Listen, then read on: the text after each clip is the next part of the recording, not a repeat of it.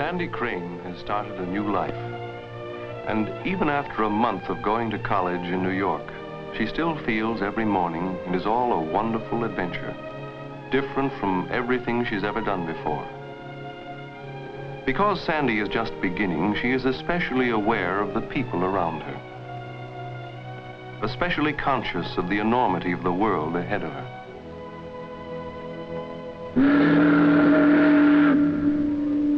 Sandy, now at 18, feels she is one of many, very many. Because she will continue for the rest of her life to be one of many, because she wants to live with people and work with people, she has chosen to start right in the middle of things. She has chosen to try to learn what people are, what they want to be, how they organize the complexities of their lives, what their goals are, and how they strive to reach them. And so, Sandy decided to go to college in the very midst of the world for which college will prepare her. For here, at the very heart of the bustle, the clang, the rumbling, the liveliness, the confusion that seems to accompany progress in our time, there is a quieter place, dedicated as a bridge between the old and the new. There is a university, now over 120 years old, where young men and women are being prepared for tomorrow. Within its academic walls, New York University is like other universities. Like freshmen in colleges all over the country, Sandy must attend an orientation class. For that college education which you seek, you have come to us, to New York University. You will be with us for a period of years, and in that time, we shall endeavor to give you a knowledge of the theories and techniques which you will put into practice in later life in your chosen fields. We'll make an effort also to acquaint you with the elements of those arts and sciences which constitute American culture, and in addition, we shall teach you understanding of and respect for the democratic traditions and the moral and spiritual values of American life. Such values are hard to see at first. What a challenge to a university, to help young people perceive order in this chaos, to help them understand how the parts relate. If we are newcomers or if we are young, it is hard to see beneath the mask of expediency. The city at work is a colorful pageant that tends to disguise the basic quest of many men and many women to earn a livelihood, with the knowledge, the skills, the abilities at their disposal. The human values are often veiled by the physical superstructures that contain them. Imposing, the student thinks, but where do I fit into all this? The university has many techniques for helping him find a path into the world that beckons. It provides individual advice and counseling. It even helps find undergraduate jobs that may later turn into careers. But it helps most by developing comprehension that goes beneath the surface, insight that can penetrate the masks. By its regular courses of study, it reveals the reason for things, the relations of form to content.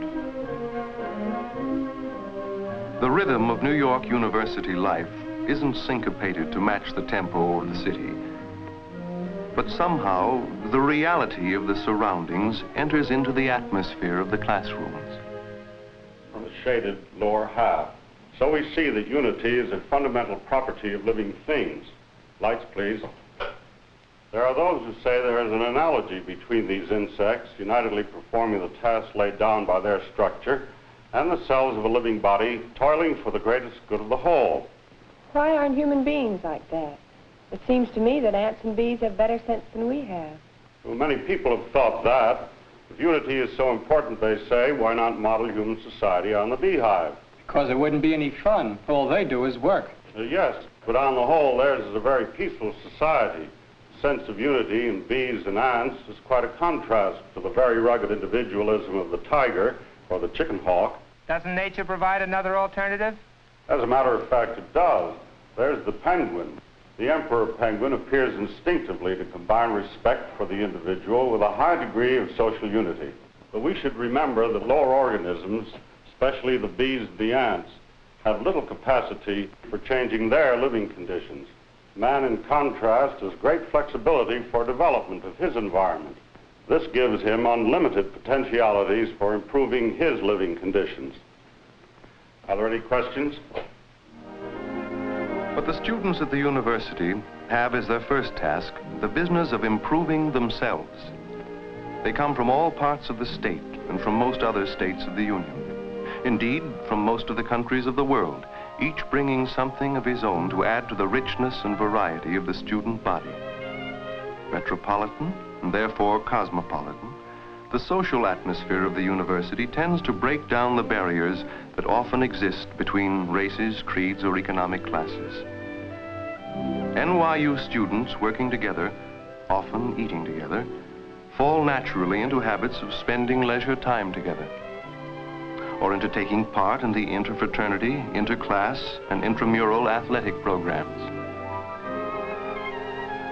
One of the university's most important roles is to help the students learn sound habits of relaxation and recreation. And so it provides the facilities which young people need for trying their skills and learning to perfect them. That is why the sports program of NYU accents informal competition. That is why the playing fields at University Heights are usually filled with students for whom athletics are a part of college life, rather than a reason for it. Some of them make the varsity squads, of course, and represent their school in intercollegiate competition. But the famous violet teams are only publicized aspects of an athletic program available to every student in all of the schools of the university. The buildings of NYU in many parts of the city are as varied as the purposes for which they are used. Some of them are libraries, where a big part of education is training in finding things out for oneself. In other words, is learning to learn. For the young student is not trained to memorize facts, but rather to know where to find them and how to interpret them and use them when he does find them. Some students who want to be near the city prefer the atmosphere of the spacious NYU campus that occupies the ridge high over the Harlem River. Here they find the sense of leisure and quiet that is usually the mark of a college town. And although this college town has a population of 12 million, it has room in it for individual growth. It has time in it for the gradual development of each student's personal capacities. It has time for those most precious moments in a student's day, the moments when he seems to be doing nothing at all, the moments when he's thinking through, digesting what he's learned, when he suddenly catches a meaning that has been hidden from him. That's not as funny as it sounds. When people are disease-ridden and starving, they can be forgiven for devoting what energy they have to the struggle to survive. That's why the World Health Organization and Food and Agriculture Organization have been set up by the United Nations. But even if people are well-fed and healthy, that doesn't necessarily mean they're interested in democracy. Look at Hitler Germany. Something else, then, is necessary. Freedom. Freedom? Freedom to think. That's right. I think another thing that's needed is education. People need ideas. I would agree with that. What sort of ideas? Well, ideas about whatever would tend to make their lives happier and more satisfying. Good. What is basic, then, is a decent standard of living combined with a freely available education. The kind of education that enables people to make choices and know what they're doing. To make laws that reflect the basic sense of right and justice of the community. Without these, a people loses hope.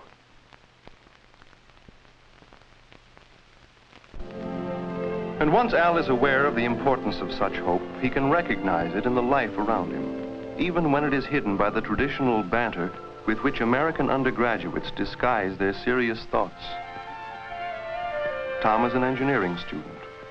Al cannot understand Tom's technical drawings, but he can appreciate Tom's ambition, so different from his own. I'm impressed. You ought to be. I've been knocking my brains out over this for weeks. What's this? Oh, it's nothing. I just want to see how the plane would look in flight. You're an artist. A fellow can draw a picture like that, doesn't have to mess around with a T-square and a triangle. Mess around, he says. Creating beauty is more important. I still say a play in the sky is worth 2 on the wall. Listen, Tom, I'm due down at the Metropolitan Museum of Art this afternoon. How about joining me? Me at an art museum? Well, listen, come along with me and we'll go for some spaghetti afterwards.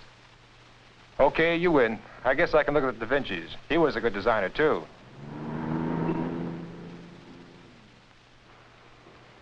Tom, I'll grant that bridges, axe handles, and airplanes are both beautiful and useful. But art is more than that.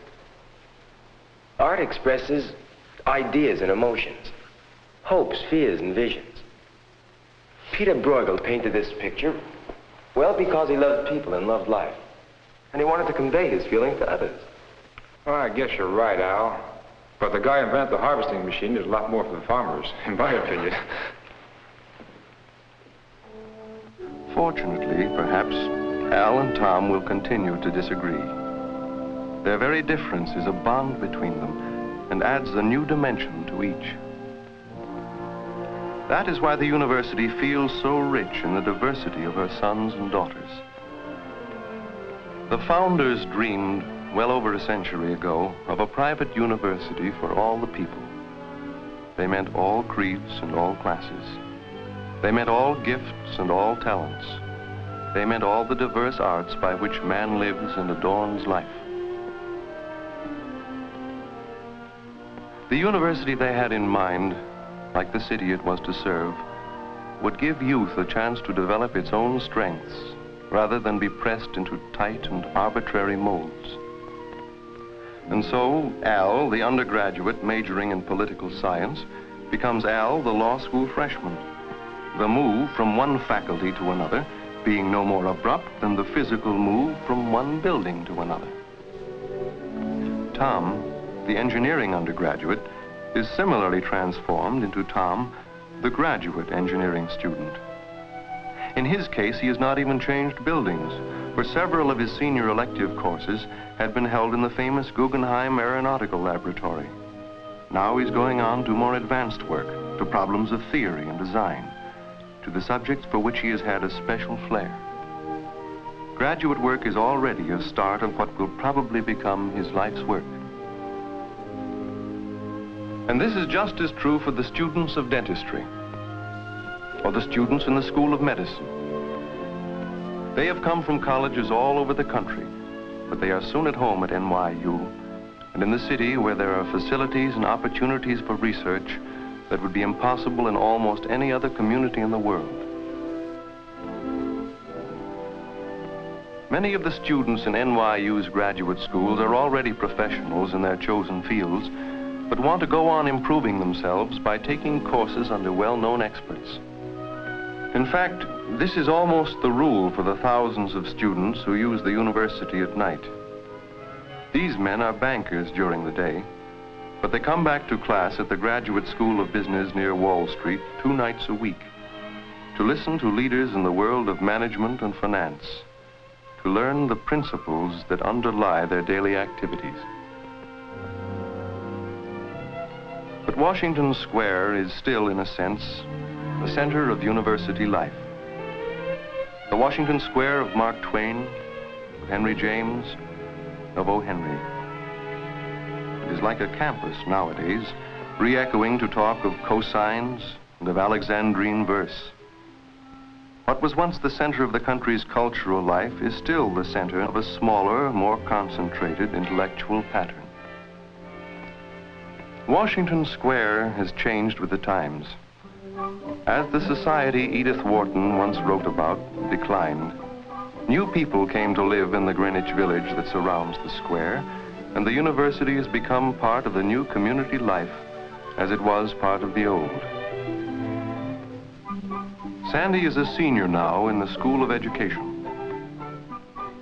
She practices the theory she is learning in a settlement house near the school building. This is a laboratory too, and the specimens are very much alive.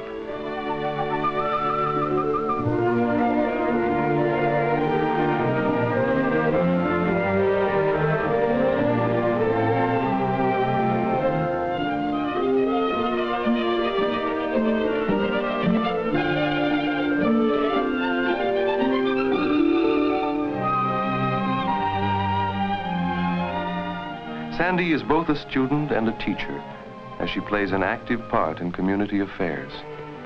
But the play workshop is over by 4, and Sandy has the rest of the spring afternoon to spend with a friend.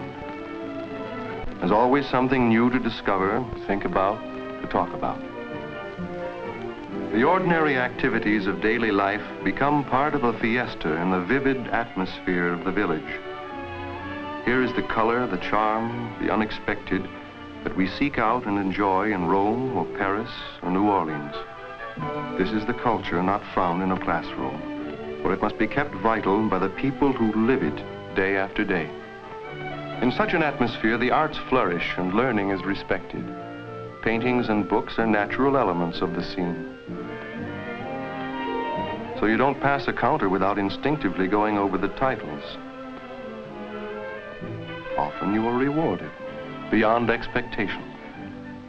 Just look at this. Fits right into what Bob was talking about in the advertising course this morning. That covers the devices for attention and the layout. Very well. You're dismissed, ladies and gentlemen.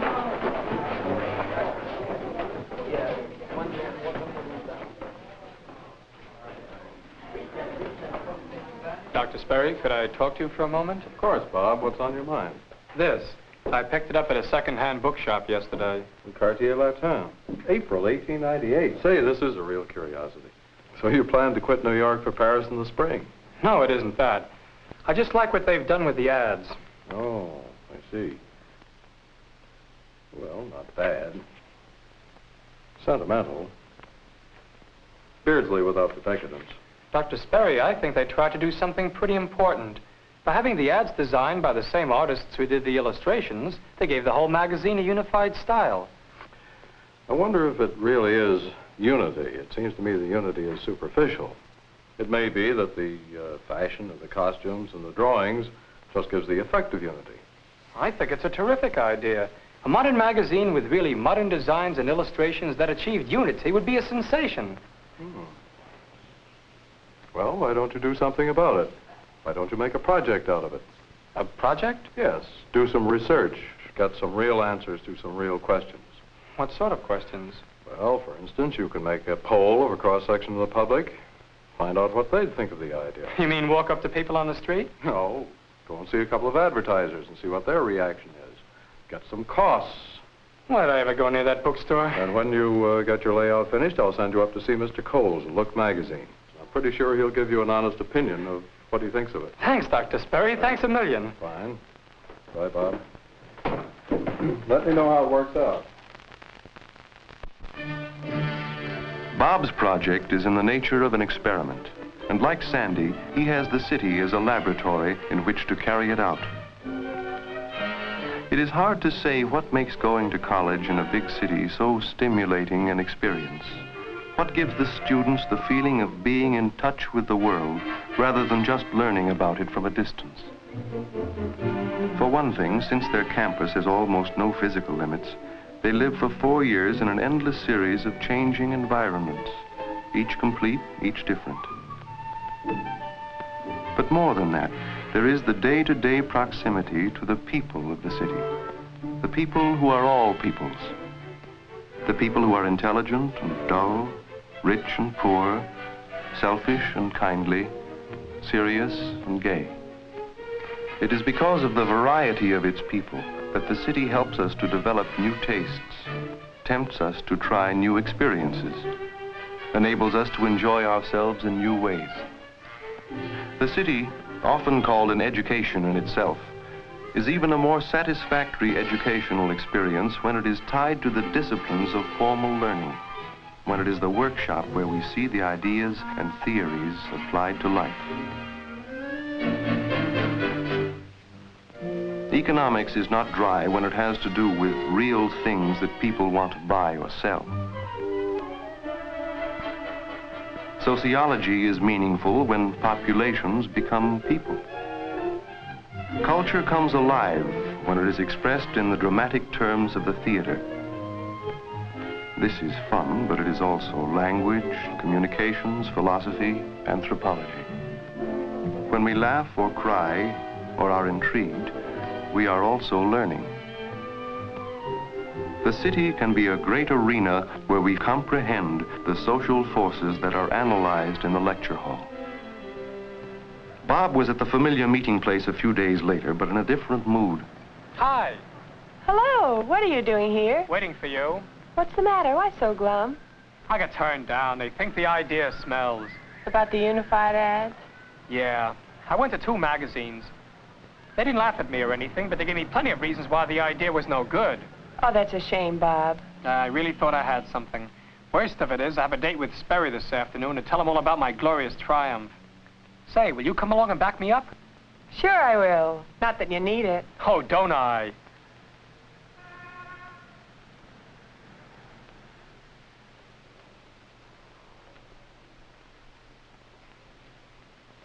So they turned it down, eh, Bob?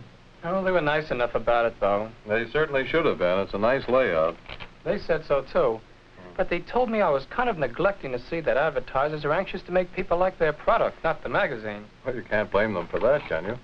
No, but I don't see why they can't think of both. They do, Bob. The magazine has to sell or the advertising won't reach enough people. They both, the magazine and the advertisers, have a common purpose. I mean, to try to get to as many people as possible. That's right. Then why not go all the way and use Bob's idea? Because that would rob the advertisers of their individuality. Uniformity alone is dull and monotonous. I think I'm beginning to get it, Bob. Remember that lecture we had in bio last year? The one when we talked about bees and tigers and penguins? The idea was that the penguins kept their individuality, but worked together for the common good. Well, I had a half-baked idea and it flopped. Not at all, Bob. Not at all. A failure like yours is pretty close to a triumph. There's nothing wrong with failure. Through failure, you learn what's first rate. After all, that's one of the reasons we go to college. Of course, so you can make mistakes where someone will help you correct them. But more than that, so that you can learn what's best and learn the best ways of achieving it. That's what the university is for. It's a giant memory. It enables us to build on the successes of our ancestors. And sometimes, Bob, on their failures. That is how all men have learned the hard lessons throughout the course of history. The Hall of Fame at New York University is full of men to whom success came after repeated failure. Men like Walt Whitman, who spent a lifetime revising his first book of poems. Or Abraham Lincoln, who won the presidency by losing a campaign for the Senate. There are men, too, like General Gorgas, a distinguished graduate of the university, and men like Samuel F.B. Morse, a brilliant member of the university's faculty. Their place of honor above the city is a fitting one, for the centers of all great civilizations have been great cities. And through its university, the strength and the vitality of a city are constantly renewed. Only through the development of the minds and talents of many, many individuals can the American dream come true, generation after generation.